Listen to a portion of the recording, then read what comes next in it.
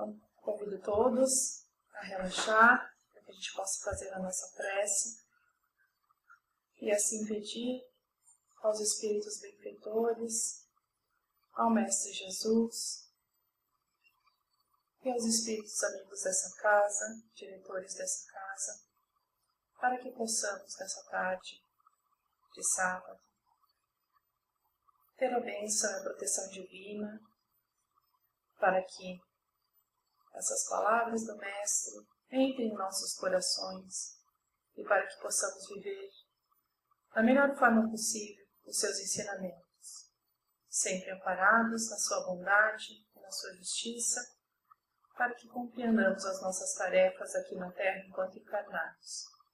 Te pedimos, Pai, proteção, amor e benevolência para com os nossos semelhantes, porque sabemos que a nossa tarefa aqui na Terra é temporária e que logo partiremos rumo à nossa casa, ao nosso plano espiritual.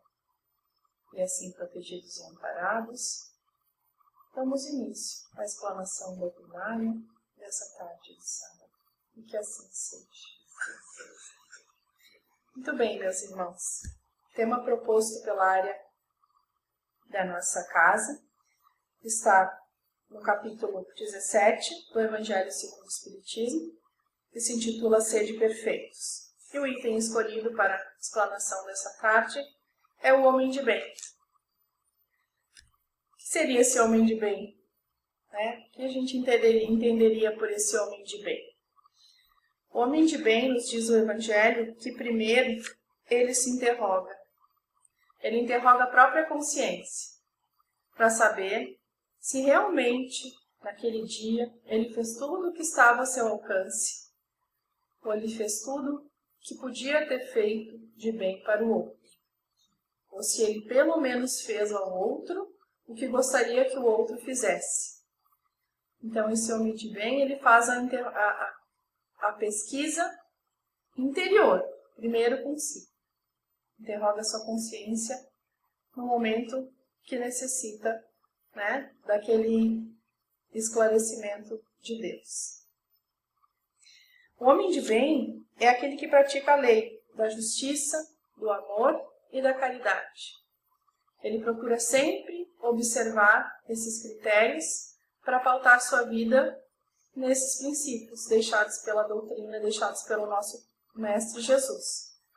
Então, ele faz sempre tudo o que está ao seu alcance. Pelo menos é o que a sua consciência manda fazer, é o que o seu coração e a sua razão diz para ele fazer. Ele faz aos outros o que gostaria que os outros fizessem para ele. Então, sempre interrogamos e sempre procuramos despender ao nosso irmão aquele afeto, aquela caridade, aquele olhar caridoso e aquela escuta amorosa. Porque assim também gostaríamos que os outros fizessem a nós. Essa é o ensinamento. É isso que precisamos. Entender que Jesus nos deixou. Fazer ao outro o que gostaria que o outro nos fizesse. Tratar com generosidade, com amorosidade e com compreensão. Ouvir, entender, saber que aquele momento, aquele irmão pode estar passando por um problema ou por uma situação difícil e assim poder ajudar da melhor forma. Esse homem de bem, ele tem fé em Deus, porque ele sabe que Ele que nos guia e que nos dará a recompensa e que nos trará o bem maior. Ele tem fé porque ele sabe e confia na bondade, na justiça e na sabedoria divina. Ele também tem fé e tem fé no futuro. Então ele coloca os bens espirituais acima dos bens materiais. Porque ele sabe que a recompensa que se tem não é terreno. Que não precisamos aqui de reconhecimento para que sejamos espíritas e espíritos melhores. Precisamos sim da nossa consciência, do nosso autoconhecimento, para que possamos saber o quanto evoluímos, o quanto fizemos de bem. Não precisamos do reconhecimento público das coisas que nós fazemos, né? Das benfeitorias que fazemos. Ele faz o bem pelo bem. E ele paga o mal com o bem. Como já comentamos, né?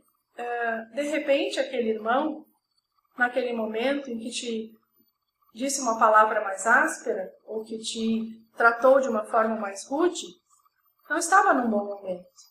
Então não paguemos da mesma moeda. Não vivemos mais na era do olho por olho, dente por dente. Já evoluímos, já entendemos que o Cristo nos trouxe o amor como principal pilar da sua doutrina. Amar ao próximo como eu vos amei. Amar ao próximo como a si mesmo. Então paga o mal com o bem.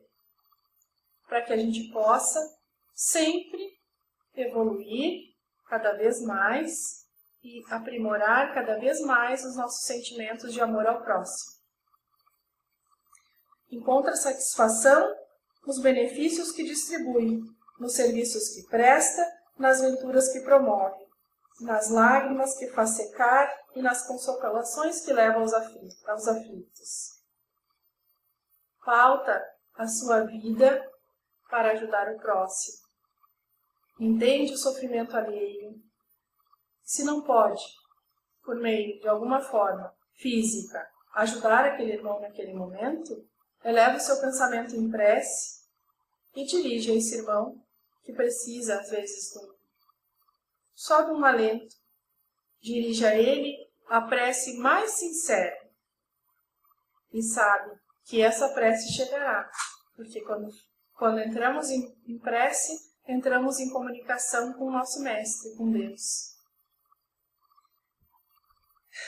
Esse homem de bem, ele não tem ódio, ele não tem rancor e ele não tem desejo de vingança. Porque ele sabe que será perdoado conforme perdoar. Né? O Pai Nosso já nos diz, perdoai as vossas ofensas, assim como nós perdoamos. Então, ele não guarda ódio, ele não guarda rancor e ele não tem desejo de vingança. Porque isso não nos faz bem. Não nos traz merecimento, não nos traz crédito nenhum, muito pelo contrário. Atrasa a nossa evolução. Nos faz ficar atrelados a sentimentos e coisas que nos arrastam, às vezes, cada vez mais para um mundo sombrio, para uma era de trevas dentro de nós mesmos. Não precisamos do exterior para sentir isso. Não precisamos que os outros nos façam sentir isso. No momento que nós trazemos esse sentimento para dentro de nós já temos ele aqui. E a intenção é que a gente se livre desses vícios. A gente possa evoluir de uma forma em que a gente descarregue todo esse mal-estar e esse pesar em forma de bem. Em forma de olhar o nosso irmão com mais amor e com mais compreensão. Ele sabe que ele mesmo tem necessidade de indulgência, de perdão. Por isso ele perdoa. Nós sabemos das nossas imperfeições. E por isso nós perdoamos o nosso irmão. Porque talvez aquele defeito que nós estamos vendo no nosso irmão, nós temos em nós. Então nós sabemos o quanto também nós precisamos ser perdoados e para que os outros tenham indulgência conosco. Então nós temos indulgência para com o nosso irmão, para com o nosso semelhante. Nós praticamos esse bem e começamos praticando isso dentro da nossa própria família, dentro do nosso próprio lar. É lá em que nós começamos, é lá em que nós treinamos isso diariamente. Naquele filho que nos desafia, naquele companheiro e naquela companheira que nos tira do sério. Esse é o melhor laboratório que nós podíamos ter, a família. É lá no seio, no lar, que nós vamos treinar todas essas nossas virtudes e todas essas nossas qualidades. Lá é que nós vamos exercitar, para que a gente possa levar para fora depois, para a sociedade, como aqui vai nos dizer o texto, todas as nossas qualidades e todos os aprendizados que nós temos. Então comecemos dentro do nosso lar, para que a gente possa, na sociedade, refletir e nos tornarmos cidadãos melhores. E tornarmos os nossos filhos, os nossos tutelados, pessoas melhores. Ele estuda, esse homem de bem, ele estuda suas próprias imperfeições. Ele faz essa autoanálise, para que ele possa, então, trabalhar sem cessar para combatê-las. Esse é o verdadeiro propósito, trabalhar as nossas imperfeições. Ele aproveita todas as ocasiões para fazer ressaltar a vantagem do outro. Então, quando ele vê o defeito do irmão, ele não aponta. Muito pelo contrário.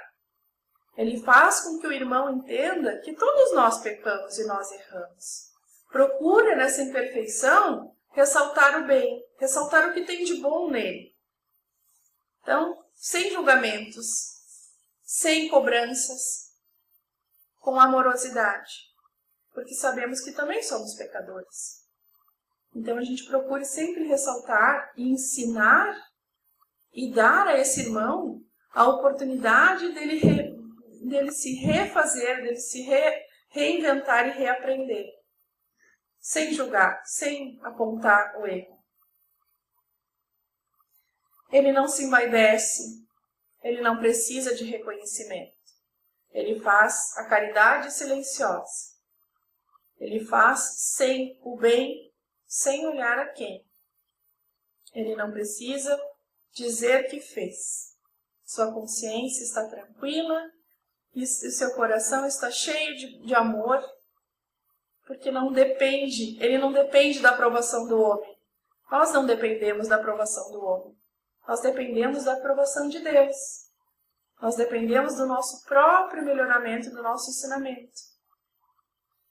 Ele usa, mas não abusa dos bens que lhe são concedidos. Sabemos que precisamos, enquanto encarnados, dos bens materiais. Mas nós usamos com consciência. E não abusamos desses bens. E não vivemos só para esses bens materiais.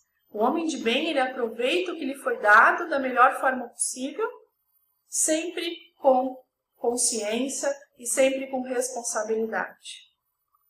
Ele trata com bondade e benevolência aquele que é seu subordinado.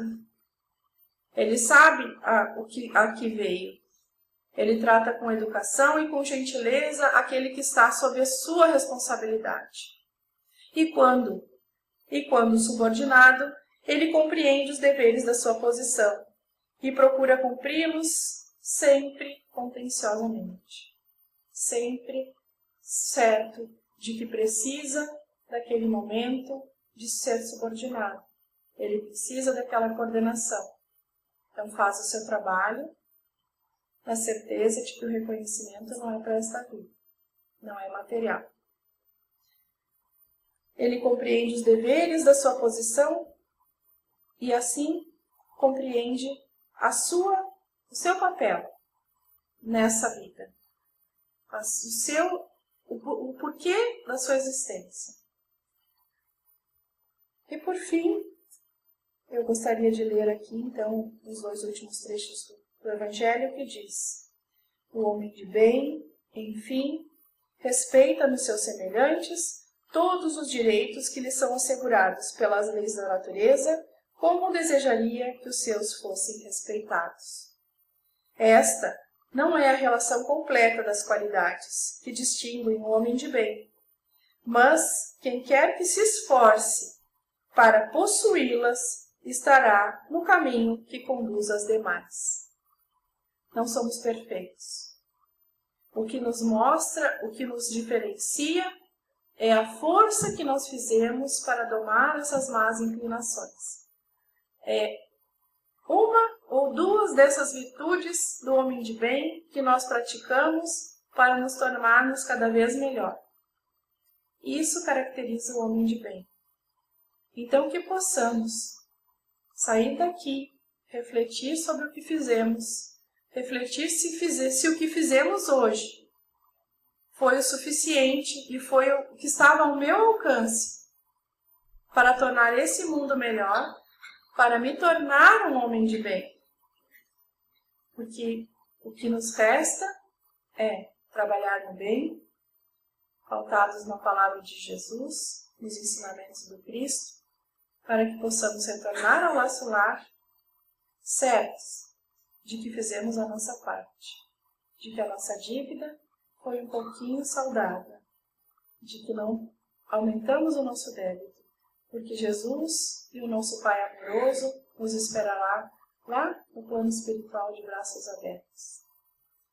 Muito obrigada pela presença de vocês e vamos para a nossa prece de encerramento, chamando nossos irmãos para aplicar o passe e assim podemos retornar aos nossos lares da melhor forma possível.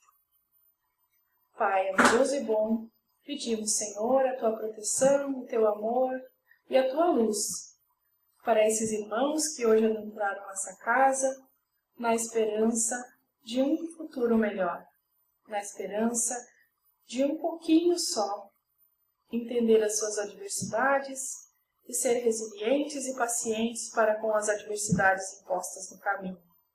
Te pedimos, Pai, o amor e a proteção aos nossos familiares, às nossas relações de trabalho. Pedimos para que tenhamos paciência e indulgência para com o nosso semelhante, para com o nosso irmão.